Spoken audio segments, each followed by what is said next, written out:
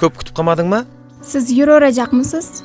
Uylensangiz uylening. Men dedemning jo'rasining balasına beraveracak. Hav, sana uylanishim uchun axir pul kerakmi? Qozog'istonga ketib qotirman ishlamaga. Qozog'iston? Hav, Banu to'xta.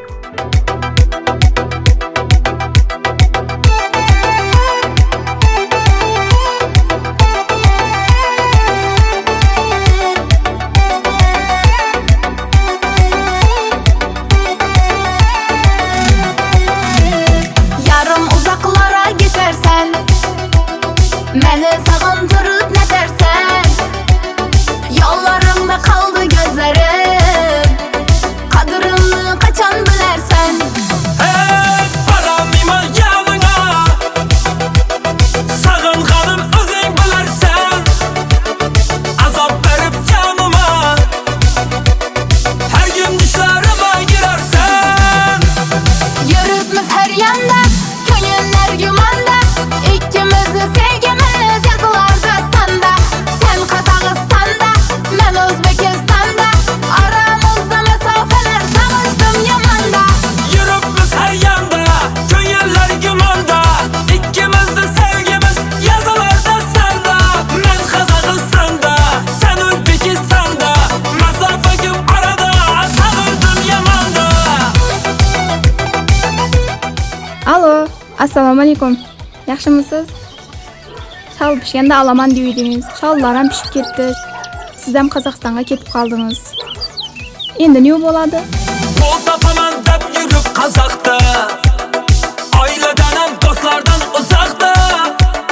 Seni baxtli kılarman işan, sana bolğan sevgim emel sakta. Hayallarım kaldı sen tamanda, sağınçların bunçeler yamanda. Şans veremem şu yıl gelmesen, baramam ben duç köken adama. Yürüp biz her yanda, gönüller gümanda, İkimiz de sevgimiz yazılar dastanda. Ben Kazakistan'da, sen Özbekistan'da, mesafe gibi arada, sağıldım yamanda. Yürütmüş her yanda, gönüller gümanda, İkimiz de sevgimiz yazılar dastanda. Sen Kazakistan'da, ben Özbekistan'da, aramızda mesafeler savaştım yamanda.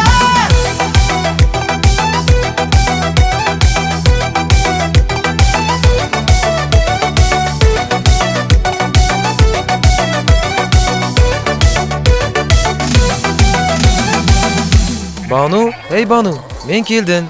Qozog'istondan keldim. Qara, bir sumka pul olib keldim. Endi seni o'ylaganda to'y qilamiz, xudo xolasa.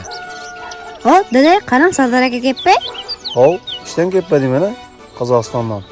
Magul, sen uchun gul ham olib keldim. Uni xursand emassan. Akang ketdi Qozoqqa, gulib keldi. Hey, balam bo'ldi, kiyimni aytma.